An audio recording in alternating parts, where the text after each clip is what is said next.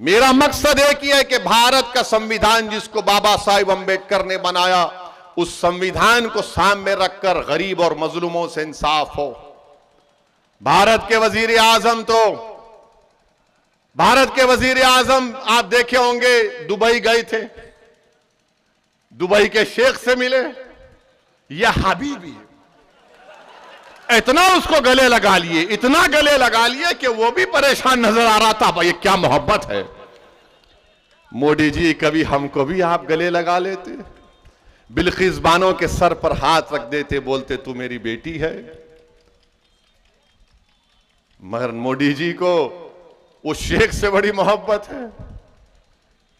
मोदी जी कभी आप देख भी लेते कि महरौली की मस्जिद को शहीद कर दिया गया। आपकी पार्टी में एक भी मुस्लिम एमपी नहीं है मोदी जी, आपकी पार्टी में एक मुस्लिम मिनिस्टर भी नहीं है। और मोदी जी बोलते सबका साथ, सबका विकास, सबका विश्वास। ये बोलने में अच्छा लगता है, अमल तो होता नहीं है। अब बीजेपी कह रही है 370 लेकर आएंगे। मैं सीमांचल की जनता से वादा कर रहा हूं, मैं भारत के गरीब और मजलूम अवाम से वादा कर रहा हूं, मैं भारत के उन तमाम शहरियों से वादा कर रहा हूं जो इस मुल्क को गांधी और अंबेडकर का मुल्क मानते हैं, जो इस मुल्क को उसका मुल्क मानते हैं जहां पर इसकी जमीन में मोहब्बतें हैं। हम पूरी कोशिश करेंगे कि तीसरी मर्तबा भारत का प्रधानमंत्री नरेंद्र मोदी ना बने। हम पूरी कोशिश करेंगे इंशाअल्लाह ताला, हम पूरी कोशिश करेंगे कि दोबारा बीजेपी सत्ता में ना आए।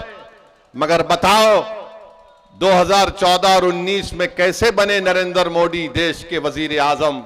मेरी वजह से बने। आप इनसे पूछो जाकर, ये तेजस्वी से और ये गठबंधन के लोग, इसी की वजह से बने। और जब मेरे सामने आते हैं मैं कहता हूं बोलो बाबू कैसे बने, बताओ। हम 3 सीट लड़े तो वो 306 जीत गए। हैदराबाद, औरंगाबाद, किशनगंज लड़े तो 306 कैसा जीत गए मोदी? इसका कोई जवाब नहीं है। याद रखो, मोदी अगर जीत रहा है तो तुम्हारे वोट से नहीं जीत रहा है मोदी।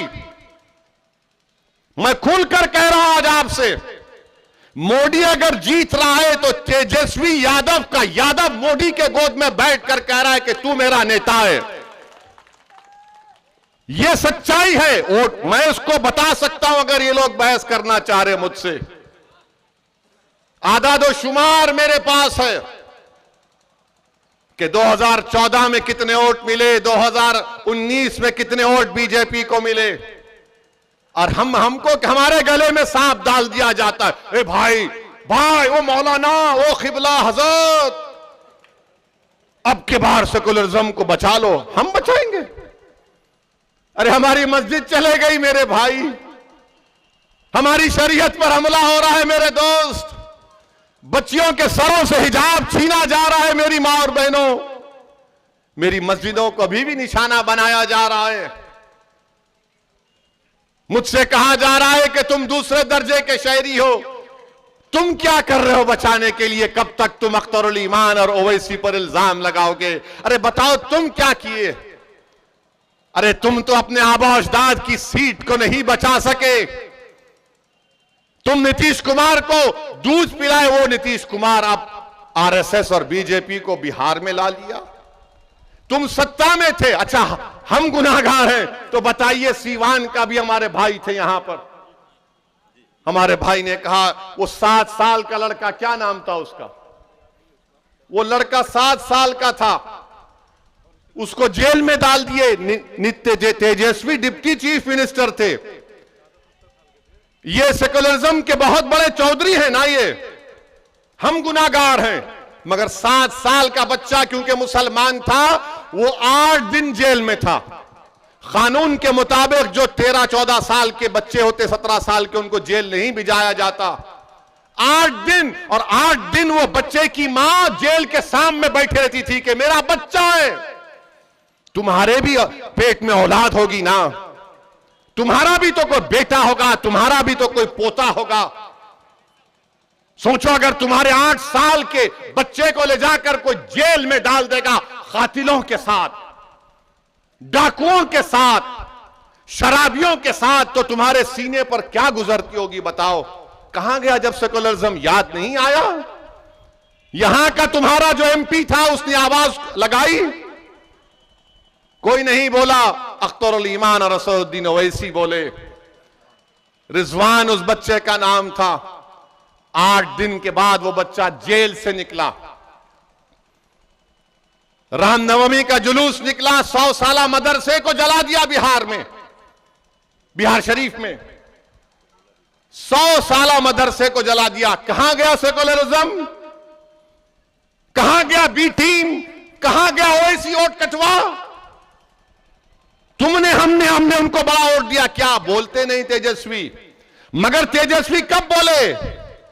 जब सत्ता निकल गई तो बोले अब हम दोबारा बनेंगे। मगर जब मदरसा जल गया, जब 7 साल का रिजवान जेल में चला गया, जब सीमांचल की लाखों एकड़ जमीन पानी में कट गई, तेजस्वी नहीं बोले।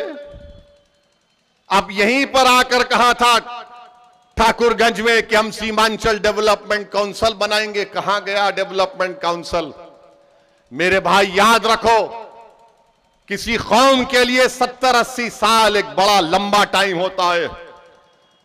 आप अब की बार किशनगंज से अच्छा फैसला लीजिए और जनाब अख्तरुल ईमान साहब को कामयाब करिए। अख्तरुल ईमान को अपना नुमाइंदा बनाइए। और आखिरी बात आपसे कहकर रुखसत हो जाऊंगा। ये जो सेकुलरिज्म के चौधरी हैं, 32 साल लालू परिवार और नीतीश ने बिहार में हुकूमत की, ये सुरजापुरी लोगों का क्या हाल करके रख दिया कि 24,46,212 सुरजापुरी भाई बहनों की आबादी है। उनको नौकरी मिलना था 38,350। कितनी नौकरी मिली सुरजापुरी भाइयों बहनों को? 15,359। मैं जिम्मेदार हूं, अख्तरुल ईमान जिम्मेदार है। क्यों नहीं दिया तुमने सुरजापुरियों को नौकरी? क्यों नहीं दिया? क्या पूछे यहां के एमपी जो आपने वोट दिया था तुमने क्या किया? पूछा? तुम्हारा गवर्नमेंट का सेंसस सर्वे है, मेरा नहीं है। तुमने हो सत्ता में 32 साल तुम सत्ता में रहे, मैं नहीं रहा। मैं तो तुम्हारे खिलाफ था और रहूंगा, मगर तुम रहे।